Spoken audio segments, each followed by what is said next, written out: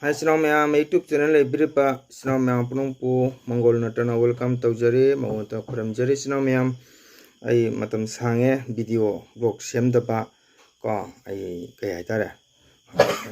kitang sang problem oibana ado sinau ma'am ado ngasi aina pujagada blog asi ma'am na lana dobiganu ma'am sum taminasi ado aigi channel bu yengbiripa sinau ma'am na like share subscriber tobiu aduga aina ngasi pujagada video si sinau mayam ai first second third hana sum ngai le jiramani aham babaw dum ngai jarami ani so baw ai sum kaim hajaramde maramdi channel haisidi mi mong sum changai ko apabu changai phatabu changai apaba comment su sum irei mai taba jadaba comment su sum irei ado sinau mayam aham ba first second third na sum le pase sinau mayam ai maki comment si tabada jamna nungaiktre maramdi YouTube hai channel sidi media ni ko media sidi mipum na loina jengnarim ni apha phata phai phate kam channel na yengba jabno jadabna meyam puram loina miyeng tanari ba motani sinau meyam ado handak thasiki mangda aina short video macham semjei sinau meyam isei chalamdagi ko aina short video sida aina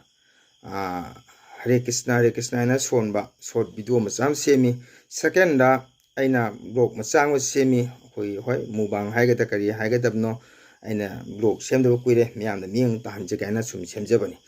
ado sinau miyam aina ngasi miyam da haijaning basi akang hi matani akhodi kaisu khongjabante miba khoise isona semako matani sinau miyam chin palaiba punamose isona phajana sema tharakpani afaba ngango afaba ବ୍ୟବହାର tamu wangang sangang phajau wahai wata phajau haina isona semapa matani lama khangda aikoi manghanjare aduna sinau ma'am aina jam pendaba ngasi aikoi di kai haitare manipur ningthau lairingai hataktagi akoi se hindu dharma charpa gaura hindu sampradaya aikoi ni ko ado aigi short video siga ai ming panjage ai video animak asum ai thausaramde asum haijasum mi aise manade ko aina ahumlak suropasiga ai nungayaktre mang maming sei pange ningthaujam gopesor se aina sum jingda makse ahan sum male adubu sakmai unadabanina sum gopesor haina palle mingdi jam phajai sagai su jam phajai hariba ningthaujam gopesor haina palapa taragati ngasi aigi leiriba relation aigi mari mata aigi sagai natai marup mapang isnaw loina khanga doromni ko uga doromni sagi video thangalabdi media ni na udaba khangdaba kana suleite ado makne ireiba comment ase ai miyamda haidi hainingdabani adobo akhodi ngasi haiba haitaba nam amat khara sonjaru ko bunna mi amang phamda wahai wata thibase hainingde ado mana ngangi wahi ase aina sum khanjabada mak ase akhoi hindu dharma chatpasu oiramgoda khali orum haine sukali mana ngangi wahi wangang sinadi ko hindu dharma chatpa gaura sambay natre ai khalle maitei proof apokpa chatpa haina aina laure mahak ase ado mahakna akoina hoji hindu dharma na soli base radhe krishna na soli ado radhe krishna haina soli base krishna haisi isoni tabang pami pomna jatpurna isona en sonare bani miyamna khangna batugu isoni ko aduna ngasi matik chama mi mana samas ki thapama phaba tokpa tagdi maktu isoga pandam nei chap manai ado mangna hari wahai si ai media ni ado mina chak chadraga aisu chak chadaba nate haidi hainingde adubu mangna miyamda miyang talakba wahai se ai pandi paningda bani ado isnaw miyam akhoina chariba chak asi chinna charini chariba chak asi kaina budhi loksing gyan wangang sangang wahai wata ବ୍ୟବହାର phajabagi damaktani aikhoina chak chariba se ado chak chana samaj ki lonchat khangde mi adudi mahakbu kaitara mina hainingde mahakdo san haina hainingi ai wakhalondadi magase chak chana mi ama obgi sajat ki wangangdaba mahakase aina kari haina haini media da sinawmya mahakase san haina khangi san mabu maron khra khangbai khale aina radhe krishna somata mana kari hage hultu gi radhe krishna rai mana hai achar hinjang ado sannabo charu ye ado mana ishor mafamda mana haidaba wahi ngangba mahagase aina mahapu mina khande ado mi gi channel da yeng bidrasu kaisu akai balete ado aigi channel asigadi aigi tarap tagi di ngasi baw akai ba soiba jaw dor bai khali mahangna nupi angangi matang le sum pali aina ngasi mahaki gopesur maki matu macha ina uruba leibra maki macha masu aina khanguba leibra mahangna nupi angang matam de sum haire ko adubu akhodi ngasi baw do mana chacha da bra haina khali ado ngasi mi haibase kasar akhoi jaribongi nauria phulo haribase maitai furuki lining halni mahak ngasi mapu khangdaba samasta kana suite mahado mi ne mi do ngasi khona mapu line ne khalle ngasi gaura hindu chapa khoise ai ngasi gope sogam pham dai haijage sinaw mayam ngasi manipur sana leipak ta british na landa matam da ko ngasi mana ju myam ngange ba sanchita gosai haina ado akhoi mapu thagali ngasi magla am da di akhoi miti se soidan kistan changang mani ado ngasi sandidas lakpai te ngasi miti akhoi se khangi bani myam na ado ngasi ba mayang hai mun mayang meaning khangdaba moina mayang hai che kari no masana artha khangdi mayang dharma chapaka mayang hai badi ko ai takcha ge sino mayang muslim maina myang na khangi che world da muslim ko to bi ba allah somdo moido mayang hai kaure hindu dharma chapcha mayang nate hindu dharma chali kangu se mayang nate ko mayang hai badi muslim ngasi hindu dharma chali gaura sampradaya na kristan oigara muslim oigara any jat oigara ngasiba gaura sampradaya na kana agumungi phamda dharmam to hulana ngang dabni ko mana ngasi ko aina radhe krishna solu matama radhe krishna mana ngang ba akambe rese mahak aina khanjara ma gaura hindu dharma chappa minati gaura hindu dharma chakera chaloira mi amagi phamda kari wahai ngangani mi amda kari bebhar thogongani haibase chak chari ba kowbuni na madugi chak chabagi magundugi khangna wa ngang mutu pameba do aigi channel su yengbi wona su maw nangon su aina invite to su nati aidi ngasi khoi na chaluba gaur dhamma akhoi gi sampradaya che ngasi taw ngasi maitei khoi sakhangi se gaura hindu chakpa akhoi gi ne nak sankritan naina akhoi ne sei bi sei rakeshna gi se asi walm sakhang ne snow mayam ko manipur da leba jolan dance academy kai se delhi da khoi gi leirim ne ado ngasi unesco na khoi se section tawrim aduna snow mayam mi haibase tung chaka chara su nungang gadomni nga thong cha su nungang gadomni chakta cha su nungang gadomni adu mi amata wahi wata karan ngamam thokte na khali adu mai ngang bhangote adu aina haujik ningthojam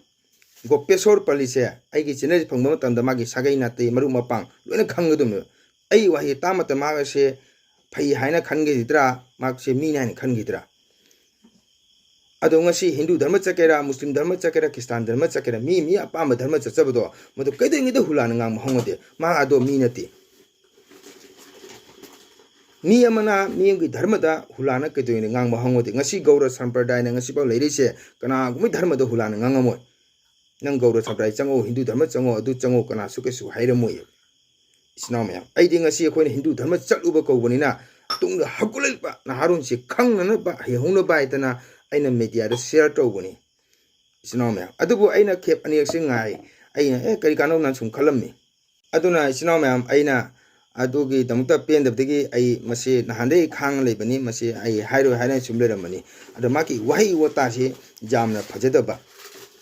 nasamakna aduma wahi wangang sangang sijanaraga nangi horoiba nachana sududi kari bebhardi jawguni aduna hojiki matamna lai hitaba kana suli trami ko isnomya phut phata pokpa ni bawda lona lairik haire english tu tawram ni ko adun lairik hairabdi laisu khongna wangang taba adu ni amata aina kari wahi haigani kari wangang tawguni haiba suju khangba taba adu chari ba chak ase budhi loksing gyan ko leina bagi thagolon bebhar niti khangna bagi damoktani kune chak chari se khoi napi singbi sorok ta taba phatawdi chaba minatieba isnaw myang ko aduna aina ningthojam gopesor da aina haningbadi mingi jam phajai gopesor ka je go kaina ji se bhagawangi mingni aro mana kari gomba mai akhoi gauro chalam da ba tarage dine ma gi gopesor ji ming thoroi damni ma se aduna mana radhe krishna da chairi bisani ma gauro hindu dharma chapanti